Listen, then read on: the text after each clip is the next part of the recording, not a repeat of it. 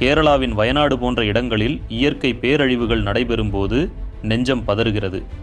மனிதர்கள் கொத்து கொத்தாக மடிவதையும் சரீர உறுப்புக்கள் ஆங்காங்கே கிடப்பதையும் காணும்போது மனம் ரணமாகி விடுகிறது. ஏதும் செய்ய இயலாத மனிதன் கைகளை பிசைந்து கொண்டு நிற்கிறான். ஏன் இதெல்லாம் நடக்கிறது என்பதற்கு மனிதரிடம் சரியான பதில் இல்லை. பதில் பெற வேண்டுமானால் கடவுளிடம் ஓட வேண்டியுள்ளது.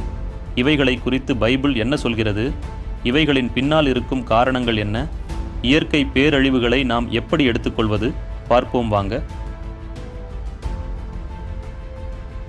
முதலில் கேரளா வயநாடு பகுதியில் உயிரிழந்த மக்களுக்கு ஆழ்ந்த இரங்கல்கள். சொந்தங்களை சொத்துக்களை இழந்த மக்களுக்கு விரைவில் இயல்பு வாழ்க்கை சீரடைய எங்கள் ஜெபங்கள். இன்று நடப்பதைப் போலவே பைபிள் காலத்திலும் பல இயற்கை பேரழிவுகள் மற்றும் அவற்றின் பின்னணி காரணங்கள் குறிப்பிடப்பட்டுள்ளன. இங்கு சில முக்கியமான பேரழிவுகள் என்னென்ன என்று பார்த்து பிறகு அவற்றின் காரணங்களை பார்ப்போம். பெரும் மழை வெள்ளம். பைபிளில் இயற்கை பேரழிவுகளை பற்றிய குறிப்புகள் உள்ளன, குறிப்பாக புயல்கள் மற்றும் வெள்ளங்கள்.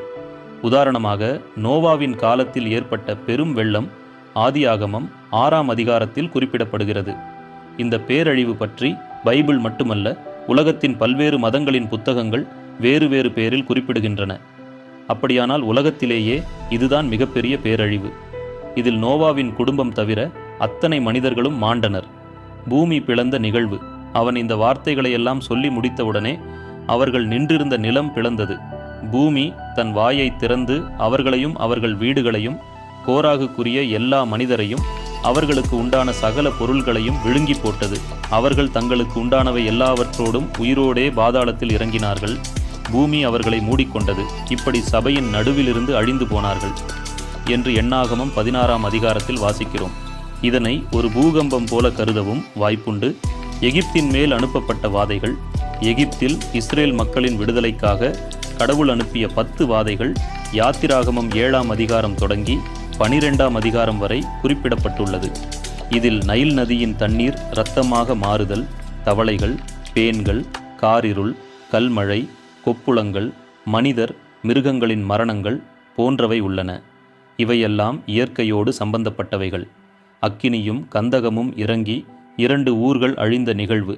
அப்பொழுது கர்த்தர் சோதோமின் மேலும் கொமோராவின் மேலும் கர்த்தராலே வானத்திலிருந்து கந்தகத்தையும் அக்கினியையும் வருஷிக்க பண்ணி அந்த பட்டணங்களையும் அந்த சமபூமி அனைத்தையும் அந்த பட்டணங்களின் எல்லா குடிகளையும் பூமியின் பயிரையும் அழித்து போட்டார் என்று ஆதியாகமம் 19ஆம் அதிகாரத்தில் வாசிக்கிறோம்.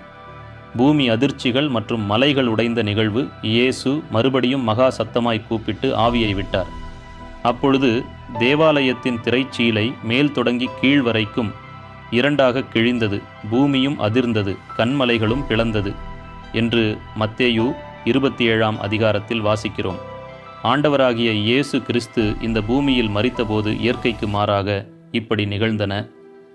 பஞ்சங்கள் ஆபிரகாம் காலத்தில், ஈசாக்கின் காலத்தில், யாக்கோபின் காலத்தில், ரூத் புத்தகத்தில், எலியாவின் காலத்தில் என்று பல்வேறு பஞ்சங்கள் பைபிளில் பதிவு செய்யப்பட்டுள்ளன.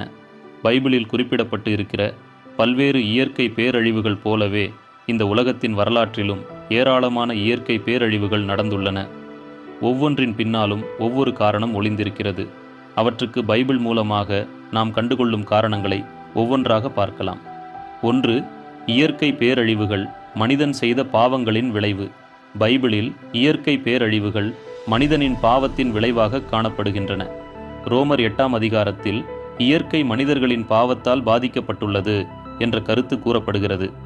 நாம் வாழ்கின்ற காலத்தை கவனித்து பார்த்தால் அது எந்த அளவுக்கு உண்மை என்று புலப்படும். 2. இயற்கை பேரழிவுகள் கடவுளின் தண்டனையாகும். சில நேரங்களில் கடவுள் தண்டனைக்காக இயற்கை பேரழிவுகளை அனுப்புகிறார்.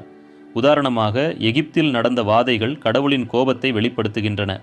3. இயற்கை பேரழிவுகள் கடவுளின் வல்லமையை காட்டுகிறது. மனிதன் தன் அறிவையும் பலத்தையும் இந்த உலகத்தில் காட்டுகிறான். தனக்கு ஒப்பாக யாரும் இல்லை என்று நினைக்கிறான். ஆனால் கடவுள் வல்லமை மிக்கவர் என்று அறிய தவறுகிறான். கடவுளை மறந்து போகிறான். இயற்கை பேரழிவுகள் மனிதனின் இயலாமையை உணர்த்தி கடவுளை நோக்கி திருப்புகிறது.